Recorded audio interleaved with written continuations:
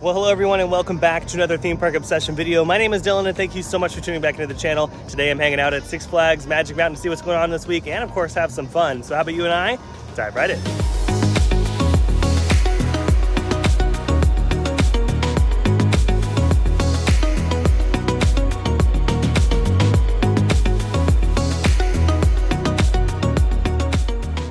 Alrighty, we have officially parked. Yeah, they made us park all the way out here in the dirt lot, right, Michael? We are currently in Six Flags Fiesta, Texas, making our way over to Six Flags Magic Mountain. That's right. We'll be there in probably 3 or 4 days. We brought some snacks, some water, so we should be good on this trek to the front entrance. But yeah, one of the main reasons why they're not parking us in the normal lot, they have a huge section kind of roped off for some filming going on.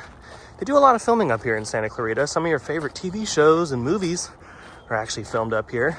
But what's kind of cool about this lot is that it goes to show how much land Six Flags Magic Mountain actually owns.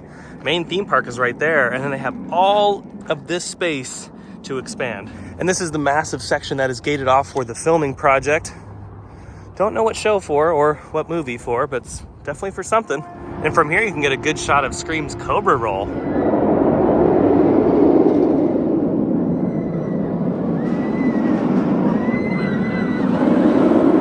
And after 30 days and 30 nights, we finally made it to the front entrance, Six Flags Magic Mountain. Let's head inside the park. Now I'm already bracing for a very crowded Six Flags, but so far it's not that bad upon entering the park, but I have a feeling most people are in the back. We've made it to the top of the hill, or almost to the top of the hill. We're near the entrance of Tatsu, and I'm thinking Tatsu's only running one train today, so that might result in a very long queue. Oh yeah, Tatsu might be a no-go for us today. That is a fully stacked queue. Oh, they're actually running 2 train ops, so that's better. It's definitely better than 1. But yeah, we just don't want to wait in that line. Yeah, the only time Michael and I will really wait a long time for attractions is if it's at a park that we've never been to before, or if we're with like family or a bunch of friends, we don't mind waiting. But if it's just the 2 of us, or if I'm just by myself, I'll only ride something if it's like 5 or 10 minutes, maybe 20 or 30, maybe depending on the attraction. But yeah, if it's like a full queue like that, I'm gonna have to keep walking and get my steps in. Alrighty, we've climbed to the top of the mountain. We're gonna check on the survey markers over here, but look at this interesting development. They have sectioned off going towards Superman. Interesting. Yeah, we can't go any further than this because they also have the other end of the hill blocked off, and I can't really see any other survey markers. So we're gonna have to wait maybe during the week or so when this is open. We'll come back on a different time just to kind of check it out. But I don't see anything from this angle. It's definitely a mystery. I'm thinking it just might be some infrastructure stuff, but you never know. Like I said in the last video, you just never know if they're prepping for a new attraction or just some plain Jane utility work. Making our way down the hill into the underground where West Coast Racers and Apocalypse call home. Oh, Apocalypse is running today, so that's nice. Maybe we could check the wait time on that. All right, just from this point, I can see that the queue is stacked on that side. So yeah, we're gonna have to pass up on Apocalypse as well. We might not get on any attractions today because it is a busy holiday weekend. Okay though, it's not a big deal. We're here at Six Flags all the time. Over here at West Coast Racers, I do love how they have the cars out here to look at. I especially love this one because it reminds me of a Hot Wheel. Our good old friend Jetstream is closed for today. And honestly, today wouldn't be a bad day to ride Jetstream because it's pretty warm. It's about 75 degrees, so it's pretty nice. But yeah, it looks like they're just kind of working on the attraction, getting it ready for spring break. Riddler's Revenge is still down this week. Sad faces, but hopefully it'll be up soon. Wonder Woman, on the other hand, is open. She was just flying by right now. Might be able to catch her coming around this turnaround here, which is actually a really fun part of the ride because of these head choppers right there. Oh yeah, here it comes.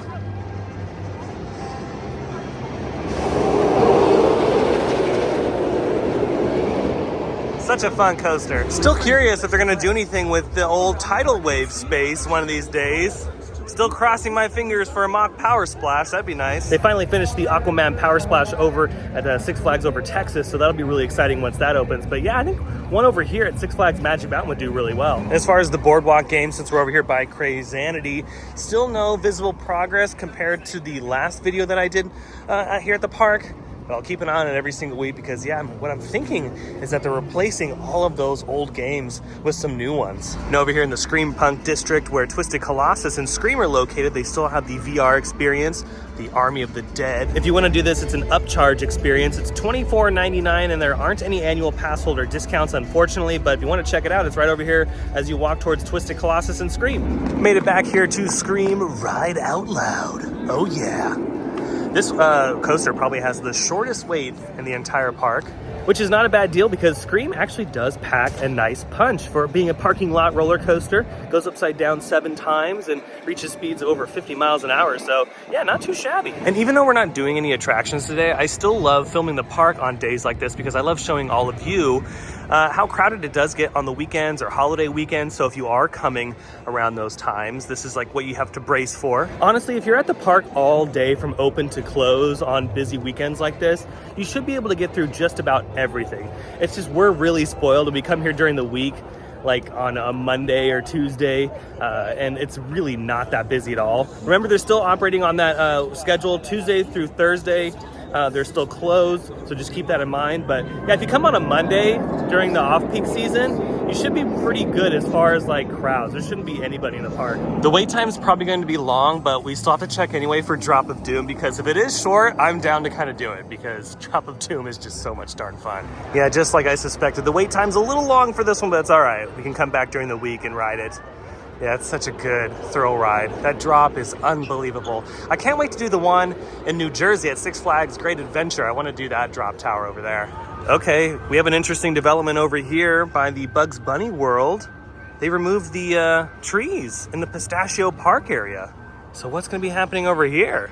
Well, it's just another thing to keep an eye on. There's like a lot of little mini projects happening around Six Flags Magic Mountain, and my coaster enthusiast brain, my theme park enthusiast brain is going wild because I'm like, what the heck is going on here? But yeah, they recently just removed these trees because on the last visit, they were here. I mean, if they're gonna put a new ride here, they could put like a really small flat ride in this area, which there used to be a flat ride over here a long time ago. Then they turned it into Pistachio Park, but hey, maybe they're gonna turn it into another flat ride.